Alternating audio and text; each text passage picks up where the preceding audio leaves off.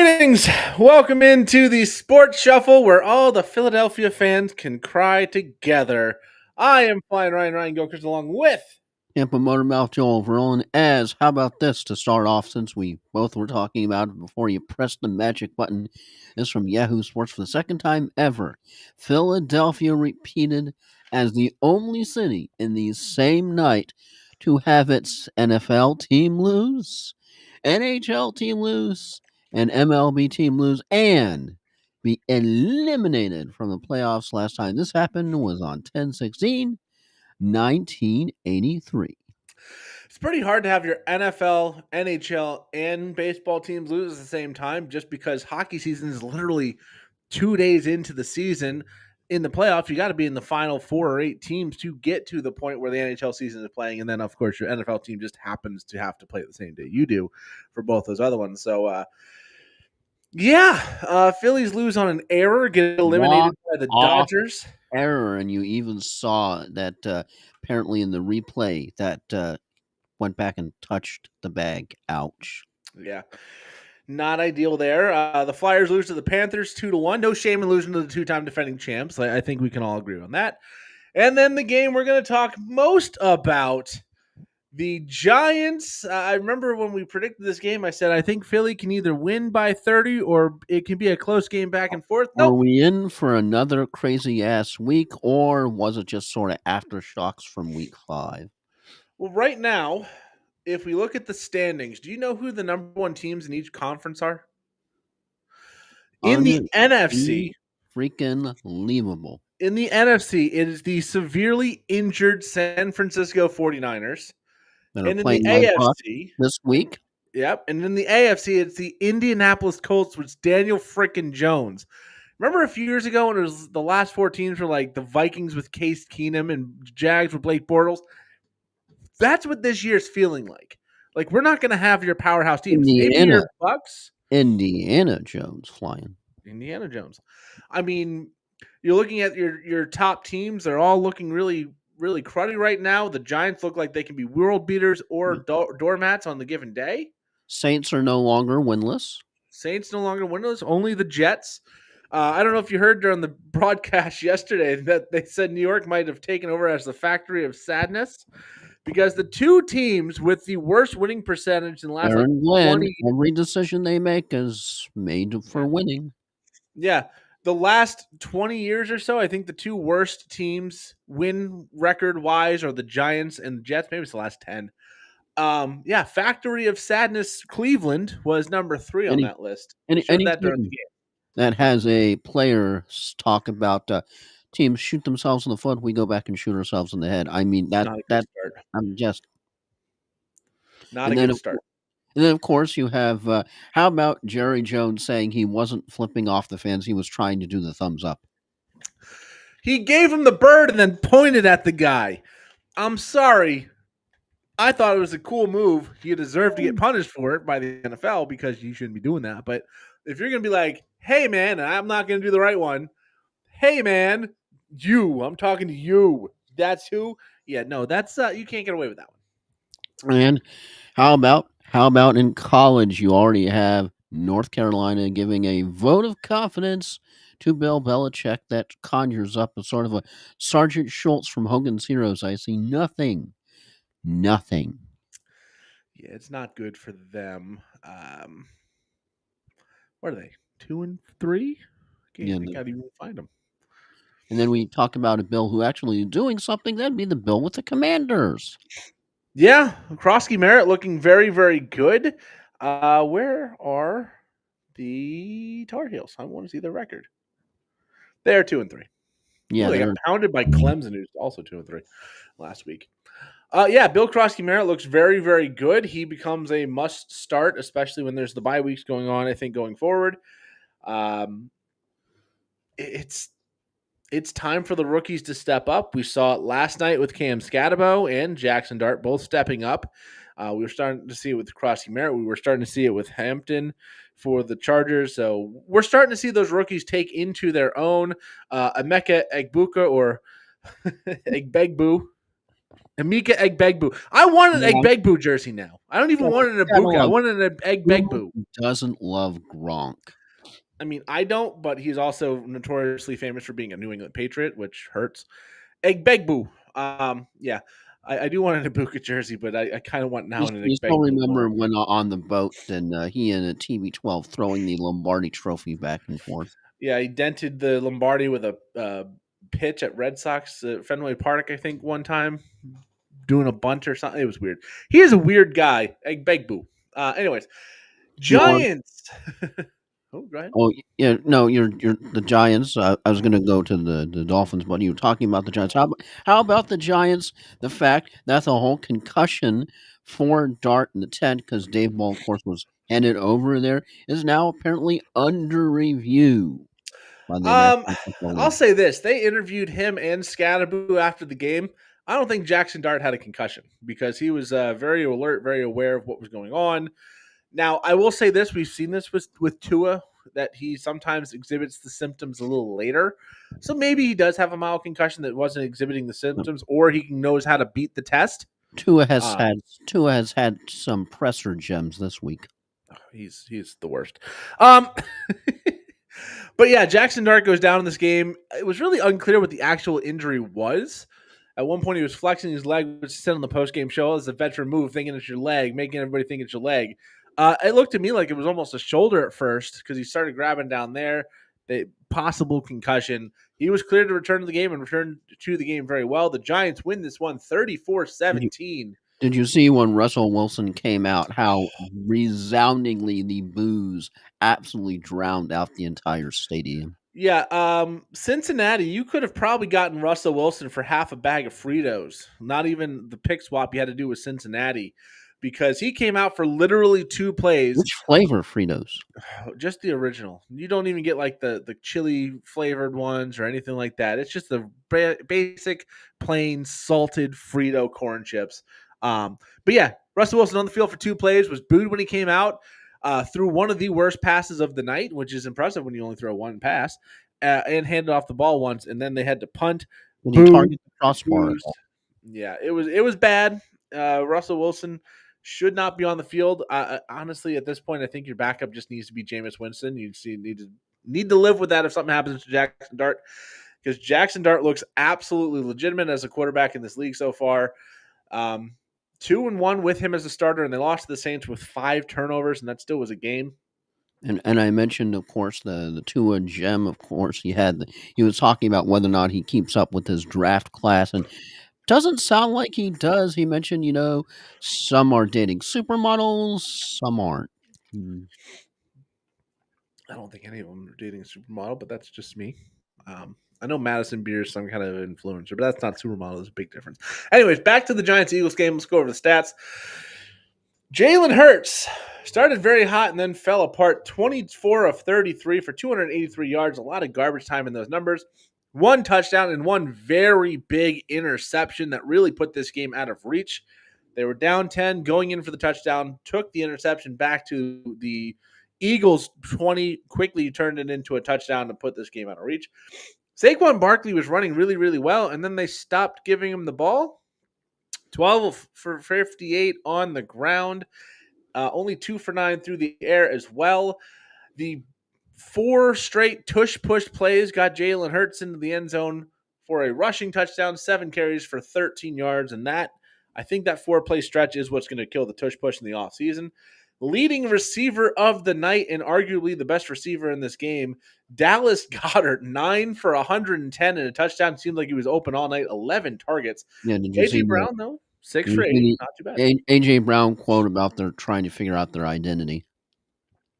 I think their identity is a bad offense, honestly. I think this, just like after they won the last Super Bowl, they lost their coordinators. They didn't get the right people in, and they struggled. I think you're seeing a very similar result this year where this offense just doesn't look right. Couple big misses by Jalen Hurts on a long touchdown pass. Would have been touchdown pass, about 85 yards to Devontae Smith. He overthrows him. Not a great night for the Eagles offense, at least not in the second half. All their points came in the first half. For the Giants, though, Jackson Dart. only through the air, 17 to 25 for 195 yards and a touchdown, but also 13 carries for 58 yards and another touchdown, which came on a very nice move. Russell Wilson, 0 for 1 and booed off the field. I think the big story of the night was with Tyrone Tracy coming back. How did this backfield shake out? Who got the work? Who got the touches? Well, it was Cam Scatterbo. And if you played Cam Scatterbo, you probably have a very good chance of winning your week already. 19 carries for 98 yards and 3 touchdowns. Winner. And he also chipped in 2 catches for another 12 yards. Very good performance out of the rookie Cam Scatterbo, and he is absolutely out of his mind. You saw that during the post game with the Thursday Night Football crew. He is when they were ripping their shirts off. He was. Fitzpatrick just unbuttoned it because Scatterbo requested that, and then he went out of his mind. Sort of doing a little Hulk Hogan. Yeah, you love seeing it out of a guy like Scatterbo, who's like 22, 23 years old. Let him have some fun. Wan'Dale Robinson, 6 for 84 through the air with a touchdown. And little Jordan Humphrey coming up off the practice squad, 4 for 55, helped this offense a good amount. The Giants looked really well-rounded in all 3 facets of the game. And I heard it's impressive how long Humphrey has been on the squad if you realize how long he has been in tenure there. Yeah, he's been in the league for 7 years. I think he's been with them for a couple years in the practice squad. I know he started with the Saints way back when. But the Giants look good. Offense, defense, and special teams. They did have a missed extra point that would have made this, a 35-17 game. But they double up the defending champs at home. The stadium, the fans at MetLife were losing their minds. It was absolutely a fantastic atmosphere, and you saw the 2 plays without Jackson Dart. This place suffered and sunk. So when he came back into the field, it was pretty awesome to see him, Scatterbo, and when Neighbors is back. This is going to be an exciting team in the future, and I think Jackson Dart is going to save Brian Daboll's job. I really do. Yeah, because this was, how about for week 5, first time that the Chiefs, Bills, and Ravens all lost in the same week. And since week 9 of the 2017 season is just a little bit of a reflection, that's when Josh Allen and Lamar Jackson were in college, and Patrick Mahomes hadn't taken a single NFL snap yet. Yeah. It's been a while. And again, I think we're going to see a wacky, wild year when it comes to who makes the deep run in the playoffs. It just doesn't feel like a Chiefs, Bills kind of year. It doesn't feel like an Eagles, Lions, Eagles, Packers. People coming out of the woodworks type year. Yeah, this feels like you're going to get like a Washington, Seattle, Tampa Bay kind of NFC. You're going to get a New England. You're going to get a Chargers. You're going to get a Jacksonville kind of team, Indianapolis in the AFC Championship game. It just doesn't feel like your standard, hey, we know who the good teams are. Which is a good thing, I think. I think that's a good thing. I think it's more fun. Of course, my Dolphins suck, so I'm going to have to enjoy this from the sidelines unless they really turn things around. You have to mention your Dolphins blowing a 17-point lead to the Panthers. My teams like to find dramatic ways to lose. If anybody is curious what I mean by that, you can refer to the Dolphins game on Sunday or the Sharks game last night against Vegas. We don't need to relive that highlight. You just Google it. You'll see it. It's pretty pathetic when you miss an open net and let the other team score with like 10 seconds left. It's fine. And we already have a red X for the Thursday night game because both of us thought the Eagles wouldn't suck as much. I was tempted to take the Giants too. Just like I said, it's either going to be a close game that can go either way, or Philly can dominate and win by a lot. I figured I'll take the odds that Philly can win close or win big. Turns out the Giants can win big. So possible letdown game. Yeah, it was. It was a hell of a letdown for the Eagles. Good God. Yeah, we thought they were going to come out and be better. They were not. So let's go to this weekend's games. We start back in London, where the Denver Broncos go overseas to face the New York Jets. Broncos minus 7.5 for $1.10. Favorite over and under 43.5. Yeah, I kind of see this being an under kind of game unless the Jets allow a ton of points. For the Broncos, you're going to play Bo Nix. Yeah, Bo Nix, Courtland Sutton, and J.K. Dobbins for sure in your lineup. For the Jets, Breece Hall and Garrett Wilson are must starts. And then as bad as Justin Fields looks, his fantasy numbers are fantastic because he does get a lot of work on the ground. Might come in garbage time. Maybe not the best week for him because Denver's got a really, really good defense, but he's at least in consideration for a spot start, as well as Mason Taylor, the tight end, who's getting a lot of targets for the Jets. He is a rookie, but he's getting a lot of opportunity. I think he had 9 catches last week for about 70 yards, give or take. Hey, he's an option at a tight end position that's usually just a void after the first few. Yeah, 0-5 Jets facing the 3-2 Broncos that just beat the Eagles. This could be a trap game, especially with the travel overseas. But Joel, who do you got? Yeah, Broncos coming off a miracle win, and while some may think this is the chance for a little bit of a letdown, riding high, nah. It's the Jets. I think the Jets go 0-6, and the Broncos ride the momentum on their belief. And two fun facts: Justin Fields is 0-26 as a starter when the opponent scores 21 or more points, and week one, the Jets have not scored an offensive TD until they fallen behind by 2 touchdowns. That ain't good. Yeah, the Jets also the first team to go winless through their first 5 starts and have no turnovers forced. I don't think that changes this week. I think they go 0-6. They might not get a turnover again. That's a little more up in the air. But I think Bo Nix and this offense have really started to figure things out the last couple of weeks. They didn't look great the first half against Philly. Philly, we do have to remember with the injuries last night, looked bad, but they are still a pretty good defense. And Denver's defense should be able to shut down the Jets early. It might be one of those games like last week against Dallas where the final score looks like it's only a couple score game, but it was out of hand the entire time. I'm going to take Denver as well. Moving on to what should have been Should one have. of the games of the week, but no Lamar Jackson this week for the Ravens means As the you have Rams. as you have the odds, minus 7.5 Rams favored, minus 380, almost $4 favors over and under 44.5.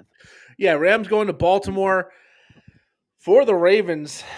Man, it's tough to recommend anybody, but Andrews, I think, has to be in consideration at least. Henry, with what you've paid for him, you got to think they're going to run him, but it's real tough. And Zay Flowers is a good enough player, but it's going to be real tough without Lamar Jackson. They're going on bye next week. They should hopefully get healthy during that time.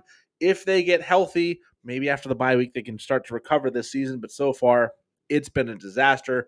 For the Rams, you're going to start Kyron, you're going to start Devontae Adams, and you're going to start Puka Nacua. If you bench any of those guys, you're out of your mind. And with this matchup, I think Matthew Stafford, who's had a great season, is a very interesting and good spot start. Baltimore's defense is ravaged by injuries. The Rams look like one of those teams that needs to just finish a couple games to be a Super Bowl contender properly, and Baltimore looks like a team that really looking like a number 1 pick contender more than the Super Bowl contender we expected them to be. Again, when they're healthy, maybe things change. But with all of that said, Rams at Baltimore. It is a cross-country trip for the Rams into the early window. It's going to feel like 10 a.m. for them. Maybe that gets them off a little bit sluggish. I'm not sure, but who do you got? Yeah, this one's kind of a no-brainer as Ravens are beyond desperation, but Ravens also know Lamar means more than likely this week. Yeah, so Rams are coming off that loss to the 49ers. I think they're looking to get right here, and I think they have a better chance of doing it than the Ravens. If Lamar were planning on starting, I might be tempted, but nah, with Rush behind the center, I've got to pick the better QB, and that means the Rams. And here's a fun fact: you mentioned Puka Nacua, most receiving yards in a season in NFL history. 1, Calvin Johnson, 1964, 2012. 2, Cooper Cup, 1947, 2021. And through 5 games, Puka Nacua is on pace for 1,999. And all 3 of those would be quarterbacked by Matthew Stafford. So definitely picking the Rams, not thinking, not blinking. Yeah, I'm on the Rams as well. I've got some place where I'm starting Matthew Stafford that I'm starting him over better options in normal situations, but Baltimore, they're just so bad right now. That defense is abysmal. I think the Rams take care of business big time this week. Hopefully for those of us with Kyron Williams shares, hopefully he can get off the Schneid. He's been good, not great so far this season. He's getting a little bit better, but I think the Rams take care of business in a big way this week. Next up, Dallas at Carolina. Dallas, of course, 3 field goal point favorite, Buck 75 favorites, and over and under 49.5. Yeah, Dallas coming off a monster win against the Jets. For Dallas, you're going to play Pickens, you're going to play Williams, you're going to play Dak, you're going to play Ferguson. Flournoy has been the trendy name in some deeper league circles. I think he could be useful. He had, Miles Sanders now out for the year with yep, surgery. yeah. Miles Sanders out for the season, so that means the backup will now be Jaden Blue. I don't know if he's worth a pickup. If something happens to Javonte Williams, though, he's going to be very, very valuable. For Carolina, no Chuba Hubbard again, so a Rico Dowdle revenge game is on the docket. So keep that in mind. Keep him in your lineups. Dallas has a very bad defense. I think I'm playing him against you. Yeah, I've got him in some places, and I'm facing him in some places. So I'm kind of hoping he just has a run-of-the-mill good game, not the 200-yard plus touchdowns issue that he had, or game he had last week against Miami. But only time will tell. Also, Tedero McMillan in your lineups for the Panthers as well. Panthers have looked much better at home than they have on the road. They've won both their home games. They came back against Miami. They pounded the Falcons at home. They've looked really bad on the road. This one is in Carolina. Dallas, bad defense. This could be a very interesting game. I have a feeling this is going to be an over game for sure. But Joel, who gets the win? I have to pick them boys. I know they're going to Carolina. Force Rico plays, as you mentioned, is the revenge game. So that's going to be definitely juicy. Definitely has a possible chance to have a feast for week number 6 for Mr. Rico. Cowboys definitely better team of far by the 2. Hopefully Jerry doesn't give any gestures in Carolina. If Jerry really wants to throw shade, he should toss a cup of soda at the fans. Sort of give the middle finger to Tepper without really giving the middle finger. Yeah, that's where we're playing, is in the Yahoo League. All right, okay. And I'm on Dallas as well. Go ahead. most receptions by TE this season. Trey McBride, 29. Jake Ferguson. Of course, keep in mind that's with Lamb's absence, 41.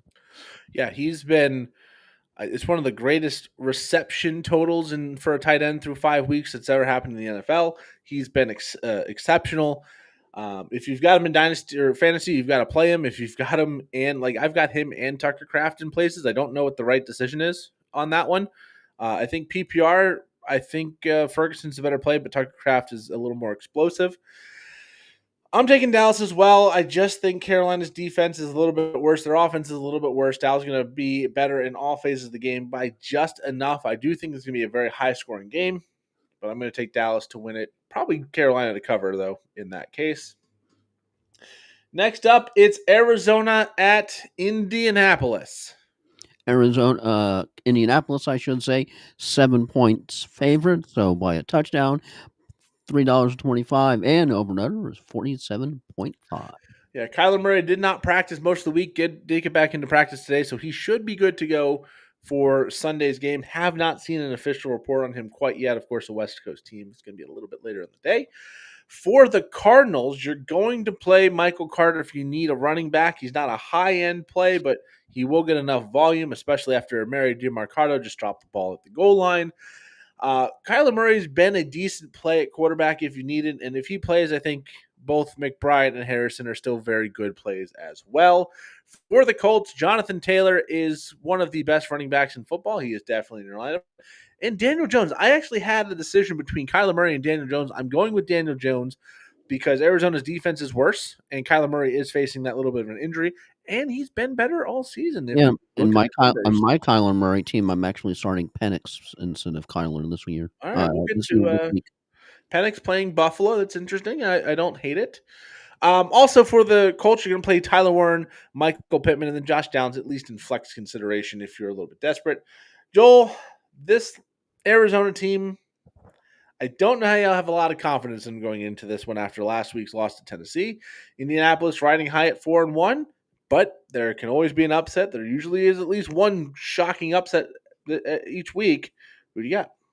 I tend to think the Colts win here by however much they want to. I think DiMarcado and Mitchell should swap jerseys at halftime in the ceremony. Colts Taylor probably runs all over the cards all day long. And Daniel Jones does Daniel Jones things. I think this one is over by halftime. Yeah, this is one of those. If you're playing the receivers for Indianapolis, Tyler Warren or Michael Pittman, you really want them to get theirs in the first half because the third quarter and early fourth should be Jonathan Taylor before he gives way to the backups. This game should be over pretty early. But we've seen Arizona get out to these big leads and blow them. So don't be surprised if Arizona gets up 14-0 and then loses 32 to 20 or something like that. Crazy things have happened. I think Indianapolis wins this pretty easily, but Arizona's got some fight for about half a game, and then they look like they don't know what football is. Next up, a surprisingly good game when you look at the schedule. Yeah, surprisingly, yeah. How about Seahawks? I believe favorites minus 1.5. Pick'em 110 over under 47.5. Seattle at Jacksonville as a road favorite seems okay. That's a decision. I don't know if I agree with that necessarily, but Seattle is 3-2, Jacksonville 4-1. Two very good offenses, two very good defenses at the same time. So for Seattle, you're going to play Jackson Smith and Jigba. You're going to play Ken Walker. I think you can play both quarterbacks in this one in deeper leagues or desperation plays with Darnold and Trevor Lawrence. AJ Barner, a dart throw at the tight end position as well. And Torrey Horton for the Seahawks is a dart throw at the wide receiver position. He's coming on pretty strong. Take that role from Cooper Kupp. For the Jaguars, Travis Etienne has worst week of the season last week, and he was still pretty good. He's still in your lineups. I think we're seeing Brian Thomas start to turn the corner. I think that's good news. And then Travis Hunter, I don't know if we're quite there yet, but he did look a lot better. He's still splitting too much time offense and defense to really get involved on one side of the ball, but you definitely have to consider him in some deeper leagues as well. The Jaguars, one of the top teams in the AFC. The Seahawks, one of the top teams in the NFC through 5 weeks. Joel, who do you got? Both of these teams are good, but I think Jags are at home and prime time home games where Trevor Lawrence gets caught picking his nose and eating a booger. The Jags are now 1-0. I think the Seahawks will be a little bit gassed after that physical play with the East Coast to West Coast against the Bucks. Plus, you just have the Heat has to give the Jags a definite edge in this game. I think this is one of the games of the week. I'm picking the Jaguars. I know some may think Jags have been let down here, but it's just a home game, and I'd buy the letdown more if it was a road game, but not in Duval. Yeah, the Jaguars have looked very good, very consistent all year. The only game they lost was to the Bengals when Burrow got hurt. They could very easily be a 5-0 team.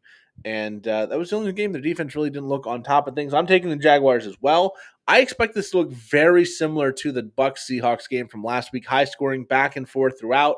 One of the more entertaining games of the day. But I'm going to take Jacksonville. They're the home team. And I just think they're better on both sides of the ball, especially on the defensive side of the ball, where they're one of the top defenses right now. And I think what's going to the difference in this game is going to be Etienne gets it going much more than Ken Walker or Zach Charbonnet. So if you had a choice between Drake May, Trevor Lawrence, would you start Trevor Lawrence because you think he's going to be scoring more? Well, let's look at the matchups. Trevor Lawrence is playing Seattle. Okay. And Drake May is playing New Orleans. New Orleans has not been giving up as much to the quarterback as you might think. I would probably cautiously lean towards Trevor Lawrence, but we also know Trevor Lawrence can absolutely disappear.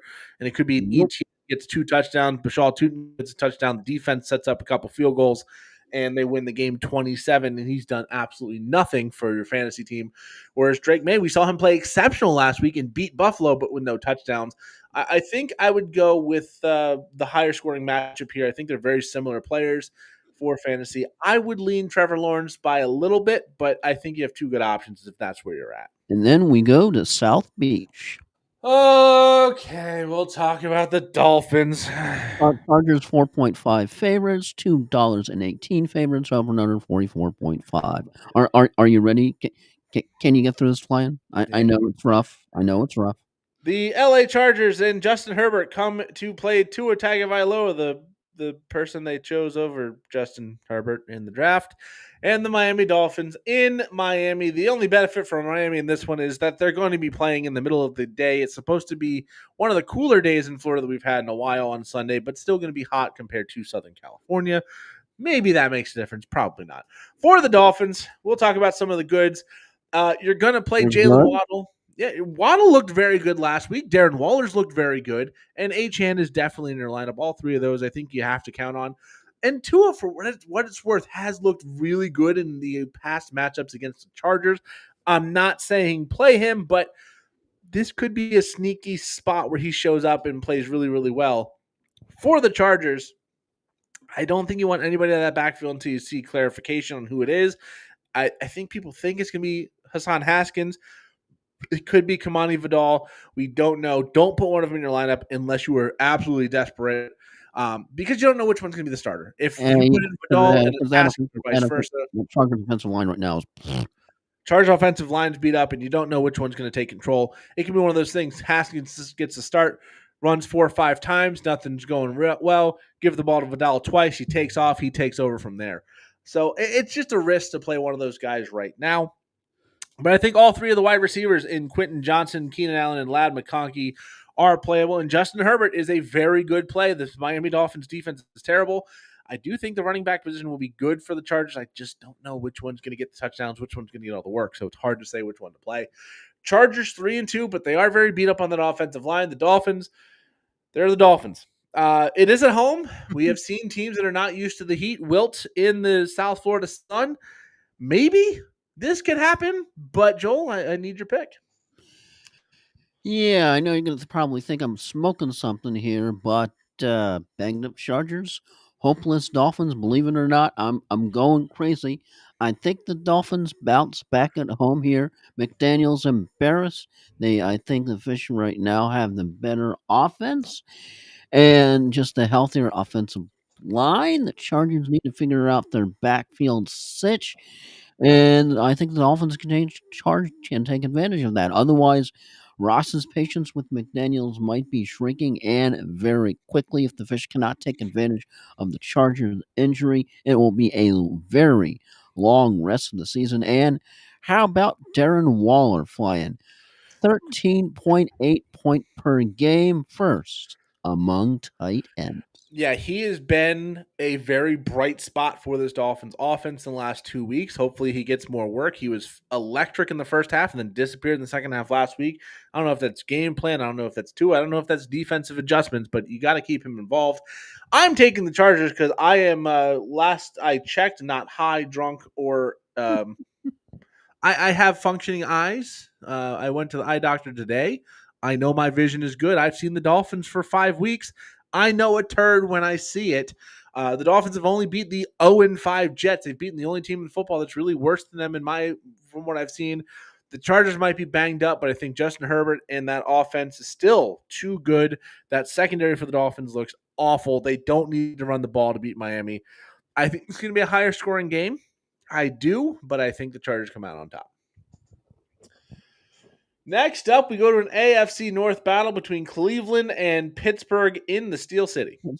Pittsburgh is the favorite, minus 5.5, minus 270 over and under. Not as much scoring this game, 37.5. Yeah, this is a very low over-under, and I kind of see a world where this hits the under, but only time will tell. Of course, we do have some weather in the Northeast this weekend with the nor'easter. Not going to ravage a lot of the games because only Baltimore and Pittsburgh are really at home and outdoors this week. But Pittsburgh could get a little bit of wind, could get a little bit of this, maybe not so much. Baltimore's definitely going to be somewhat affected. Cleveland, Quinshon Judkins is a must start. He is one of the best running backs in the NFL. He's a rookie that's taken over. I think the more and more they play, the more and more involved he's going to get, and the better he's going to be. Dillon Gabriel looked good in week number 1 of his career starting. I don't think you can play him this week. I do think he's going to support Njoku. He may even support Harold Fannin Jr., the other tight end. It's real tough to trust any of the wide receivers on this team, but Isaiah Bond, Jerry Jeudy, they're out there. Probably not startable, but there are teams in very desperate situations, so it's worth mentioning them as well. For Pittsburgh, Warren is off the injury report. He's been fantastic for the 4 games he played. He, of course, missed the game in Ireland against the Vikings, but he is back to full health. He is a must start. DK Metcalf is a must start as well. And Aaron Rodgers in deeper leagues, this could be a good matchup. Cleveland's got a really good run defense, but they're a little bit more vulnerable through the air if you can get things going. And I think Pittsburgh's going to have a good time trying to get the passing game going. But this is one of those weird games where it's interdivisional. It's two projected low scoring teams, and that can get a little funky. But Joel, who do you got? Yeah, I think Steelers off the bye, rested and ready for a tough divisional matchup. I know you have some people drinking the Kool-Aid saying, maybe there could be an upset. Browns maybe could get their second win. I just don't see it. I'm sorry. I think the Browns keep it interesting and competitive, but I really think a rested Steelers gets the edge. You have the maturity with Tomlin, you have the maturity with Rodgers, and they get the dub at home. I'm picking Steelers. I really want to take Cleveland, but I'm not going to. I'm going to take Pittsburgh. I think this is maybe a 17-16 style game. Pittsburgh just getting out of it on top. It might even be Cleveland going for two to try and win and failing that causes this one to be a 17-16 style game. And how about the road not taken flying Quishon Judkins had a 70-yard call back due to penalties. And still had a very good game. Including a 56-yard touchdown. Yeah, he still had a very good game on top of all the penalty yardage and touchdown called back. I think he is arguably the best rookie running back we've seen so far, not named Cam Scatabo possibly. Ashton Genty's been disappointing. Trevion Henderson hasn't seen the field enough. Marion Hampton was decent, then got good when he got the opportunity. Now he is hurt. Quinshon Judkins and Cam Scatabo have been exceptional rookies in the running back position. I think talent-wise, Quinshon Judkins is better. As far as being out of your mind and just, I'm going to get where I got to go, that's where you want Scatabo. But I'm going to take Pittsburgh in a very low-scoring close game. And we go to the last of the early games. This one's a battle for the top of the NFC. Both teams 4-1. San Francisco coming across the country to play Tampa Bay. A lot of West Coast coming east in the early window this week. No, we're not. I thought, sorry. Which late game? I thought we were going to Patriots and, okay, sorry. Oh, wow. No, we can do that. We can do Buccaneers and we can do Buccaneers and 49ers, and we can go back. No biggie. Buccaneers, of course, 3-point favorites, field goal minus 162. A lot of scoring over and under 47.5. Yeah, that's bizarre. I don't know why it's got that in the wrong order for me. Anyways. Yeah, no problem. Sports Shuffle Audible in progress. Hey, sometimes NFL.com puts things in the wrong order. Omaha. Yeah, and we adjust on the fly. So let me adjust my little sheet here. Righty then. Yes, I want to replace it. That's what I'm doing. Technology is fun, especially when you put in things wrong. All right, no Bucky Irving, no Mike Evans. No Mike Evans, and no Chris Godwin's this week. So it is Chris Godwin, of course, with a new injury back on the injury report. Yeah, so it's really going to be Emeka Egbegbue and the running back duo of Sean Tucker and Rashad White. Of course, that's Emeka Egbuka for those of us who don't speak Gronk. I think Sterling Shepard's going to be very interesting to play in this one. Emeka Egbuka has been, I think he's the wide receiver 3 on the season, and he is, for my money right now, the odds-on favorite for Offensive Rookie of the Year. I don't even think it's that close. He has been just that absolutely dominant and good. Yeah, I don't know what else to say. He's been fantastic. And Baker Mayfield finds a way to be fantasy relevant every week, so you're going to play him as well. It looks like it's going to be Mac Jones for the San Francisco 49ers. You're going to play Christian McCaffrey. No Ricky Pearsall once again. No George Kittle. So this could just be a McCaffrey and leave it alone. You can try and chase with Kendrick Bourne. You can try and play the DeMarcus Robinson. But we haven't seen anything on Jawan Jennings yet. But if he plays, he can be very limited, I would have to assume. All right, Joel. Yeah, I think the Bucs have the healthier QB Sitch, and just are getting healthier. Other than unfortunately Godwin with a new injury now each week, and it's just hard to pick against the Bucs and Baker Mayfield, especially at Ray J, as the 49ers have to go west to east. You mentioned the Heat with the Dolphins game. Don't think it'll be an easy stretch. But I'm picking the Bucs this week, and you have to love because you see the video of Baker John with the Seahawks fan before the game started, and then after they won it, went back I to told you. check on the same fan. Yeah. Who'd you get though? Who are you picking? Oh, I'm picking the Bucks. Yeah, I'm taking Tampa Bay as well. I do think home field is going to be big in this one. I think the heat is going to play a factor. And at some point, you just expect Mac Jones to look like the Mac Jones we saw when he was with New England the last couple of years, with Jacksonville at times last season. They're missing two. I mean, both teams are missing a ton of weapons. But if you look at what's remaining, I would think Ibuka is the best wide receiver on the field. Yes, Christian McCaffrey is the best running back. I think when it comes down to it, you take the better quarterback in this one. And the Bucks have just found a way to win ugly games every single game they've played and won. And I think they get it done this week. All right, now let's go to that New England and New Orleans game We that now return to the game, already in progress. back in the early window. New Orleans hosting New England. What's the spread on this one? New Orleans, hang on, let me get back to where we were. Do do do do. Do, do, do, do. That would be after Browns and Steelers. That's right. Patriots at the Saints. That would be Patriots 3.5 field goal favorites minus $1.98 on the money line. Over and under of 45.5. Yeah, in this one for the Patriots, Stephon Diggs has been a revelation the last few weeks, and Hunter Henry was still very, very high on the tight end rankings on the season for what his performance. I think both those are in your lineup. Drake May, this is an interesting matchup. The Saints have not been great. They haven't been good to the quarterback necessarily. Part of that's because they're getting beaten down so badly in games and just lower scoring games in general. Ramondre Stevenson is the starter here. I don't know if you want to start him or Trevion Henderson just because neither one of them's got it going, but eventually one of them's got to take over here. For the Saints, Alvin Kamara losing a little bit of a role. There is trade rumors around him. I still think you got to play him if you've got him.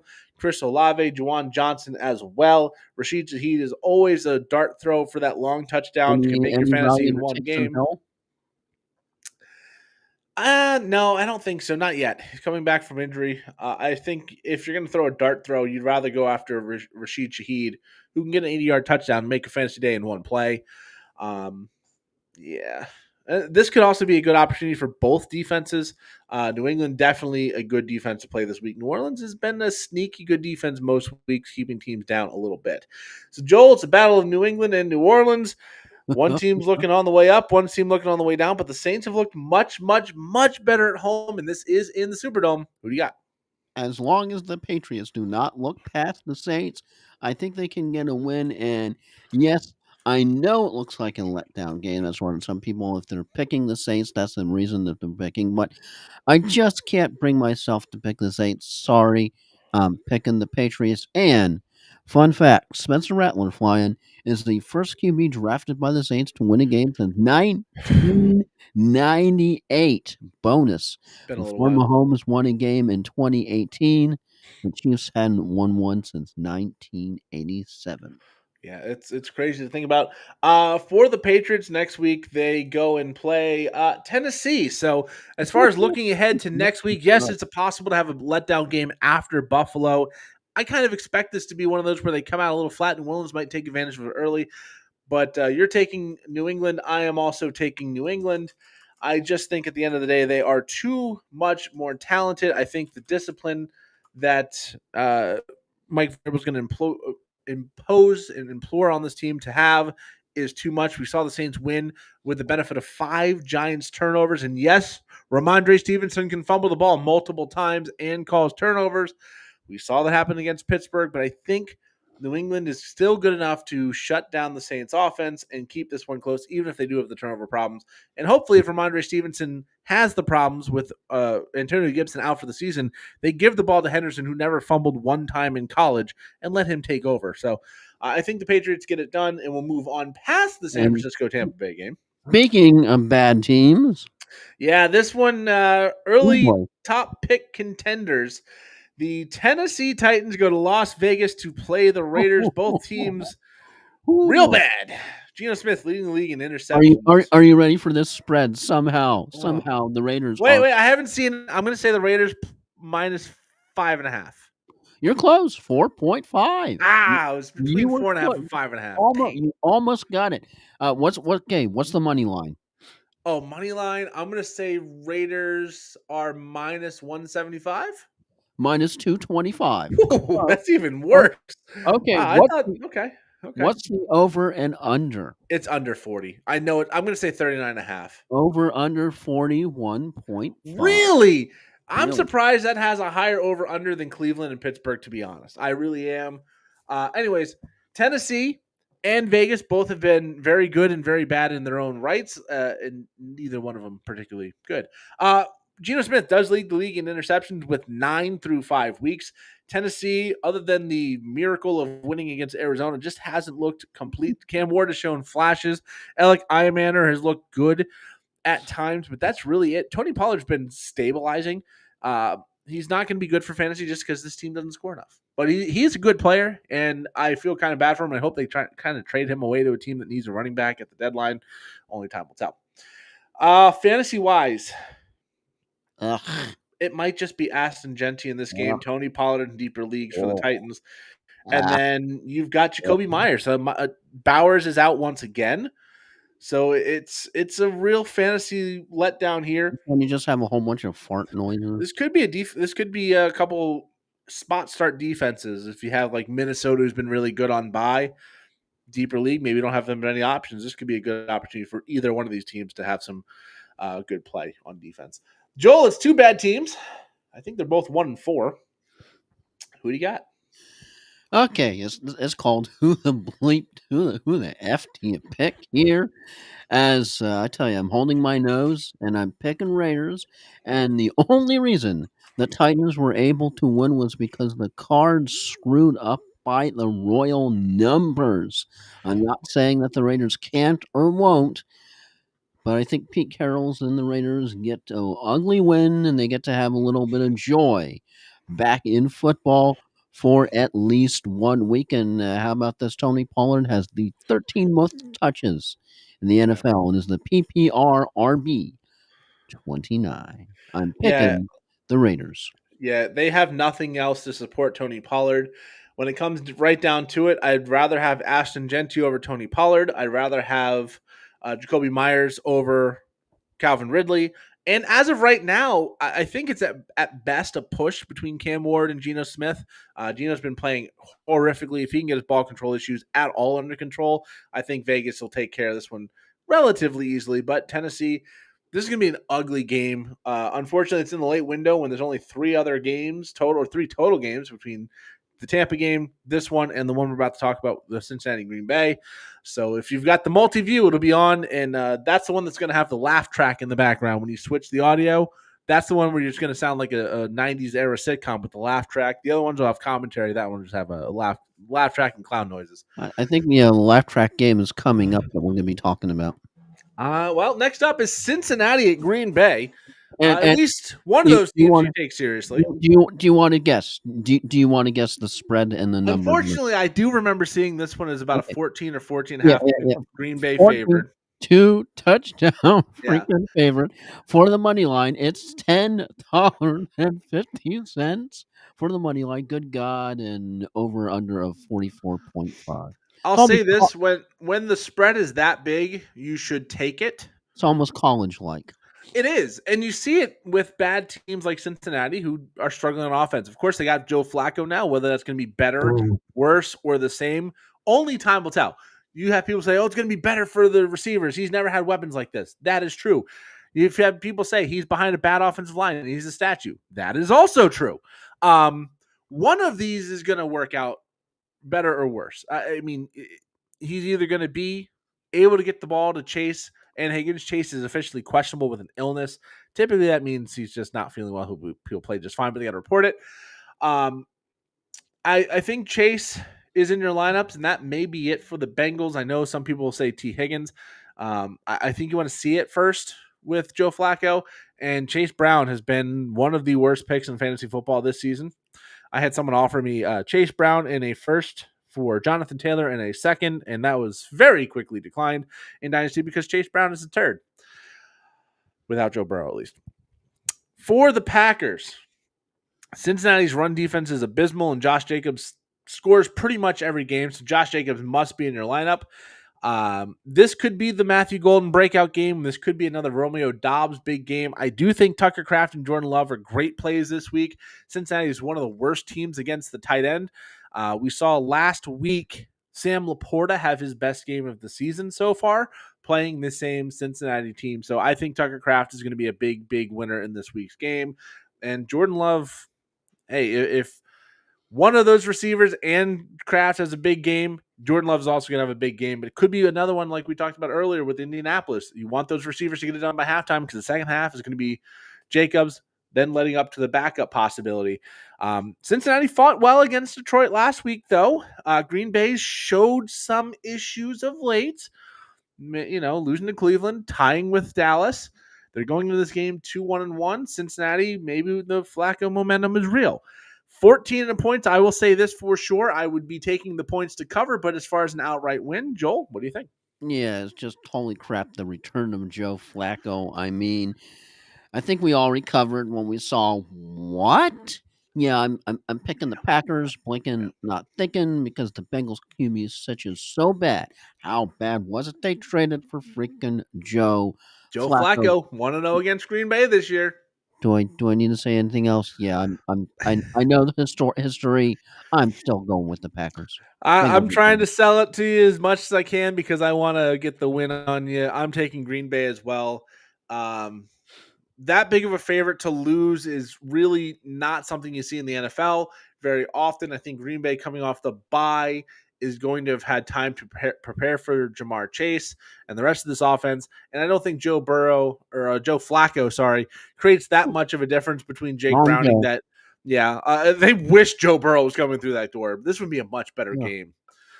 Pittsburgh and Cincinnati is next week's Thursday night game, and I'm just looking at that, man. That would have been such a great game with Joe Burrow in it, but unfortunately, we have what we have. Hopefully, for entertainment sakes, and hopefully for the Bengals fans, Joe Flacco is a much better option than Jake Browning. I don't necessarily see it that way. I think the Packers win this one.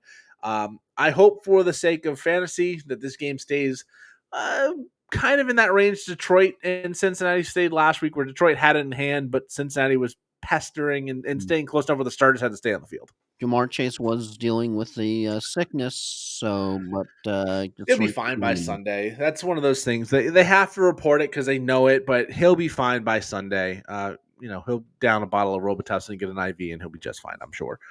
Next up, we go to the Sunday night football game, and this one I think all day for. This one I think had a lot more shine on it before the Kansas City Chiefs looked like turds. Yeah, how are the Chiefs favored? -2.5 spread, $1.30 favorites, over and under 52.5. How are they favored against the Lions flying? Yeah, that's a very easy take Detroit because I think the rational fan, the rational people who watch this game, they're understanding Detroit's week 1 loss to Green Bay might have been an anomaly, not quite ready to go for the start of the season. For the Lions, I don't know who you bench in this game. I will say this: the run defense is one of the strengths of the Kansas City Chiefs. I don't think that affects Jahmyr Gibbs as much, but David Montgomery could take a big step back. More to Jameson Williams. I mean, you could say it as much as you want. It's not happening yet. Amon-Ra St. Brown, Sam Laporta, definitely in the lineup. Jameson Williams has become a discussion and a decision you have to make. I know in some deeper leagues, dynasty leagues where I've got him, I don't have a better option, even if he's been terrible. But in some 10-team leagues, he's got to hit the bench because you have to have better options in that style of league. But he's one of those guys like Rashid Shaheed. One play can make your day, a 60-yard touchdown. All of a sudden, he's got 12, 13 points. If he got a bonus, it could be 15, and that's one play. Kansas City, I don't think you can start anybody in the backfield unless you're truly desperate. Detroit's got a pretty good run defense. Isaiah Pacheco or Kareem Hunt. Hunt seems to be the goal line back. If you have to go between those two, I think you have Kareem Hunt. Travis Kelce. My wife asked me, would you play Ferguson or would you play Kelce? And I said, you play Ferguson. He's been fantastic. And Kelce, if he gets a touchdown, he's going to be fine. But if he doesn't get a touchdown, he's looking at a 4 for 25 type of night. That's what he's been this year. If you're going to play a wide receiver from Kansas City, Xavier Worthy is the number 1 in your hearts and minds. But keep an eye on Tyquan Thornton. What's that? Hollywood Hollywood. Brown and Juju Smith-Schuster are deep flex considerations, but Tyquan Thornton's been very good for this team. I think he scored in 3 or 4 straight weeks. He's a deep threat. He's been very good with Patrick Mahomes. I wouldn't be surprised if when Rashee Rice comes back next week, if he still gets a lot of play. He is a dart throw. I know in a deep dynasty league where I'm kind of between rebuilding and trying to contend, he's in a lineup because, again, he can break a play and make a good fantasy day in one play. Lions are 4-1. Chiefs at home are favored at 2-3. The line, I got to be honest, doesn't make sense. I think you would expect the Lions to be the favored team. That doesn't mean they're going to necessarily win. But Joel, who do you got? I just think Lions are the better offense. I know Chiefs have the better defense, other than Trevor Lawrence and I don't know if they have falling the better in defense. to the end zone there, but Lions have the better offense. Even if the Chiefs can bottle up some of the running game as far as Gibbs and Montgomery are concerned, you got to go with the better offense, and that's why I'm picking the Lions. I think it's going to be a hell of a shootout. Could be a fun game. Mahomes goes out of his mind, especially if Worthy's healthy. And how about Jameson Williams' current 17 a game pace, 71 targets, 77 catches, 758 yards, just 3 TDs. Jameson Williams? I'm surprised it's that good. Oh, I'm next picking week, by the Lions. way, next week, by the way, Tampa Bay and Detroit on one of the 2 Monday Night Football games. That'll be a Can we fantastic stop game in at Detroit. the two games on Monday night, please? Yeah, I kind of wish they didn't do that as well, but they are. I'm taking Detroit as well. I picked against Kansas City when they played Jacksonville. Jacksonville, I don't think is as good as Detroit. I don't see Kansas City standing up to the Lions' offense and shutting them down. I don't think their offense is going to overwhelm the Lions' defense. I kind of think the Lions' defense might be better than the Chiefs' When defense you right only now. have 4 games right in the last week, you can only go up from there, right? That's the theory. I have to take the Lions here. It's obviously very possible Mahomes has one of his great games and takes a win here, but it just there's nothing in my mind that's pointing that Kansas City's got dominating favorites on no position. No, I mean quarterback's it. They're outclassed at running back. They're outclassed at wide receiver. They're outclassed at tight end. I think their defense outclassed them. Their kicker's better. I think all in all, the only thing the Chiefs have for him is Mahomes over Goff, but Goff has been good enough where that's not that drastic. So I'm taking the Lions as well. Moving to the first of 2 Monday Night Football games, it's Buffalo going to Atlanta. Buffalo 4.5 spread favorites. Buck 230 favorites on the money line. Over and under 49.5. A very good over-under. This looks like an offensive game coming. Buffalo, coming off that loss to New England, you got to think a bounce back is in the works for James Cook, who is still a must start every week. Every player is going to have down weeks. Josh Allen included, James Cook included. I think both of those get better this week. This could be a very interesting game for a Keon Coleman or Shakir. And Dalton Kincaid has become a must-start tight end if you've got him and you don't already have like a Trey McBride as well. For the Falcons, Bijan Robinson, you have to play him. Drake London as well. Michael Penix is a very interesting streaming option. Buffalo's defense didn't look exceptional against Tua. They didn't look exceptional against Drake May. Lamar Jackson looked good. So this is a defense that can be got by a quarterback. The Falcons, I think, are going to have to throw the ball. So it's a very interesting flex play. And then Kyle Pitts, a tight end, has been playable all season long. It's one of those names that you kind of had in the back of your throat going, oh, I don't want to do that. If you picked him up in your draft very late in the draft, you're probably pretty happy with what you've gotten out of him so far. Bills 4-1, Falcons 2-2 at home. This, I think, is a real toss-up in my mind. But, Joel, who do you got? Yeah, definite trap game for the Bills. Falcons rested prime time. I think the Bills fall to 4-2. The Falcons get back on track. The Bills are playing an offense that can be good when they get past the 30-yard line. Just depends upon which Falcon team shows up. But I'm picking the good Falcons, and that's why I'm picking them. And also, Bengals might have lost by having to trade for Flacco, but at least they didn't have to trade for Kirk Cousins. Yeah, I mean, the Kirk Cousins contract's unmovable. I think they'd be better as a quarterback with Kirk Cousins, but oh well. I'm taking the Bills. I just think they're going to come back in a dome. It's going to be a fast track. I can see this being a Josh Allen, James Cook go ballistic kind of game. And I think it's going to be an over the 49.5. You're jumping through a table on this one. Yeah, I'll jump through the table, and I think the Bills probably put up over 30 on their own, and the Falcons keep pace. I think this is going to be a good game. I think it's going to be a high-scoring game, but I think Buffalo's just got a little too much. I'll take the favorites. I'll take the Super Bowl contenders over the team that looks like probably a wild card at best. All right, last up, the second Monday Night Football game. This one on ABC, not ESPN like normal. Commanders. The Chicago Bears go to Washington to play the Commanders. Commanders 4.5 spread favorites, buck 230 money line, over and under another high score, 49.5. But it's not going to be because of Scary Terry, because I don't think he's going to go. Yeah, Terry McLaurin still not. I don't think it's been clear yet what's going to happen with him. He is officially doubtful. So he is likely out. That's unfortunate for those of us who have him in fantasy. Oh boy, good. That puts Keon Coleman back in my lineup. Well, hopefully that is an offensive game in Atlanta. For the Bears, Rome Odunze is their number one receiver. I think he is definitely got to be in your lineups. And then DJ Moore and DeAndre Swift are at least questionable plays, but they are playable if you needed them. For the Commanders, I did see Deebo Samuel is questionable. I'm trying to find out exactly why that is. Limited on Friday with a heel injury. Shouldn't be concerned. It looks like they were just resting him with minor injury. Shouldn't affect the status. So Deebo Samuel is going to be in your lineup. Bill Krosky-Merritt, I think he's earned the spot. Obviously, Jaden Daniels. I think even Caleb Williams is playable in this matchup. Tight end Zach Ertz, desperation play maybe more than anything, but definitely an option as well. Washington, 3-2. Bears, surprising 2-2 after starting 0-2. Who do you got?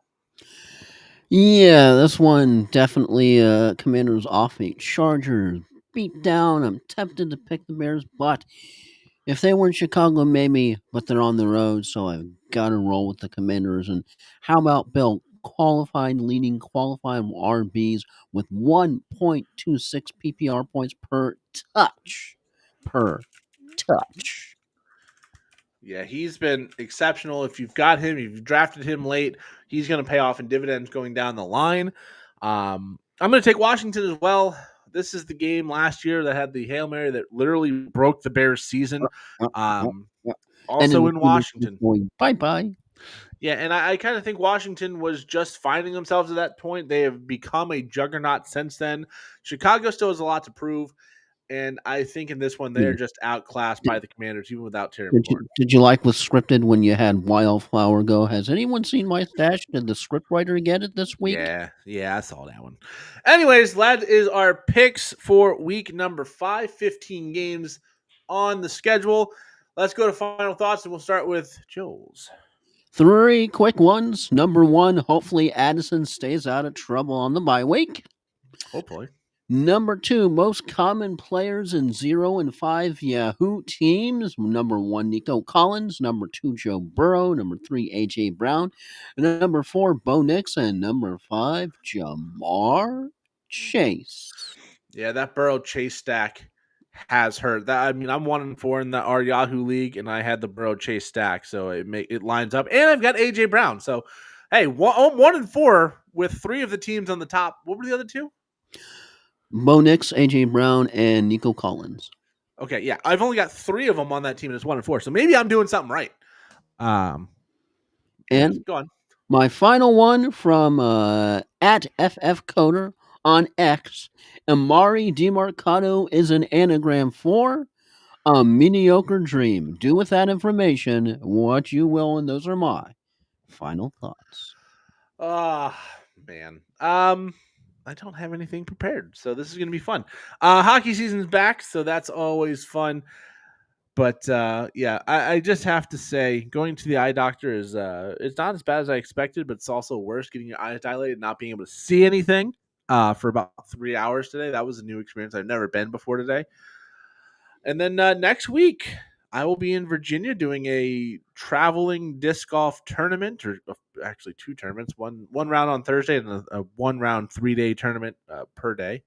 Friday, Saturday, Sunday, we'll be doing this one. We'll do it on the road in the hotel room. So, looking forward to that 12-hour drive up to Virginia, Lynchburg, Virginia. And, yeah, we'll have to do the podcast remote, and I'll be watching Amazon Prime probably on my laptop because I don't think it's going to be on the TV. Anyways, yeah, that's my final thought. Don't really have anything prepared. Hockey season is back, and the Sharks have already looked bad, so I'm kind of sad. Well, Ryan's you're used to it. You could be a Phillies fan, so could have been worse. I mean, at least the Phillies made the playoffs. None of my other teams are going to make the playoffs probably this year. Rays didn't. Dolphins sure don't look like it. Sharks. If the Sharks got into the playoffs, it wouldn't be a shock. But I don't think it's what we want yet. I think we want one more year in the lottery of some kind, get another good player, and then really turn up the Jets once Celebrini and Smith and all these other guys get going. But that's a whole different thing. We're not going to talk about hockey right now. Anyways, that's our time. That's week 5, 6 in the books. Whew, we're already 1/3 of the way through the season after this week. It has gone very, very fast. Unlike last year, we have power at this time. Yoo-hoo! Yes, we have power. We have our sanity. It doesn't look like there's anything on the horizon. I know Joel doesn't want me to say it's done. It's over. It's quiet. We're not getting anything, but I still stand by it.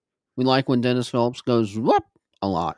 Yeah, whoop means it's going out to the sea, middle of nowhere, not going to affect anybody. For those of you who do not watch Dennis Phillips, the Tampa Bay area meteorologist who live every night now.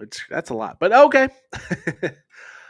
Yeah, we're hoping that hurricane season is a dud the rest of the way, like it has been so far. Of course, they put Karen up by Iceland because that's where tropical storms form now. They've had 2 bad calls. The first one, Andrea and Karen. I'm like, just don't name them. We should be like going into the ice storm still, and we're not, but that's fine. Whatever. Anyways, that's our time. I have been flying Ryan Gilchrist along with Tampa Motormouth Joel Verone. And again, next week I will be on the road. Different looking background, different looking everything. Doing this in a hotel room. How are you going to do be live?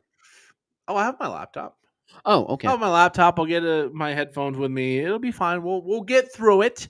It'll just look and feel a little bit different next week from the hotel room. Just kind of relaxing and getting away. So yeah, best of luck to everybody with their fantasy matchups. Best of luck to us with our picks because after last week we badly need it.